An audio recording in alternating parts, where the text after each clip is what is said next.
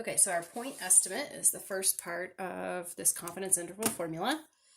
It is x1 bar minus x2 bar, which is going to be 7.02 minus 6.55.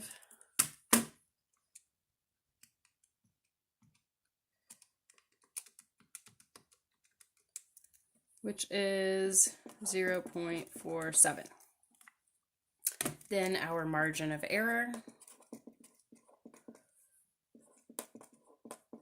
is the next part of the formula. So T alpha over 2, which we have here, times that big square root. That's the same square root we saw in the denominator of the test statistic formula.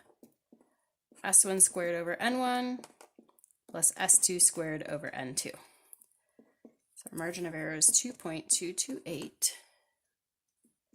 times big square root 1.75 squared over 12. So the S is squared, the N is not, plus 1.68 squared over 11.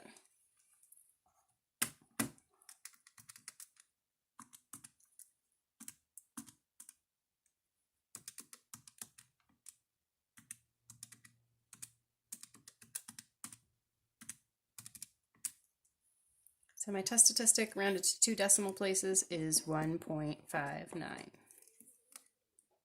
Sorry, not my test statistic, my margin of error. Okay, so we have got our point estimate, 0.47 plus or minus 1.59.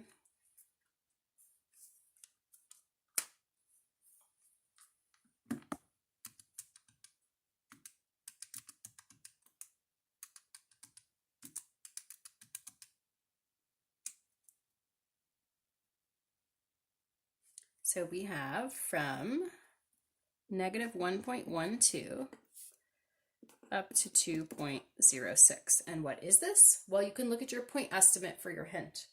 Your point estimate was the sample average for females minus sample average for males. So now what we're trying to propose or infer about is for the whole population. So mu1 minus mu2.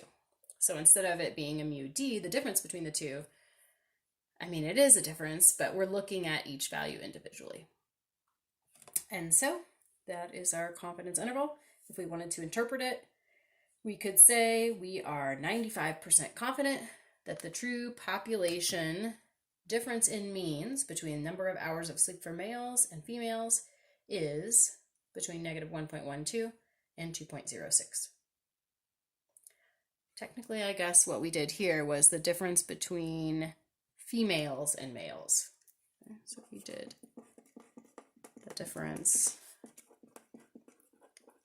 between females and males. Okay, that's what we have here, females first and males second. If we did it the other way around, males first and females second, you would just have these bounds swapped because everything would have been multiplied by negative 1. Okay, so there's our confidence interval for the difference between two independent means.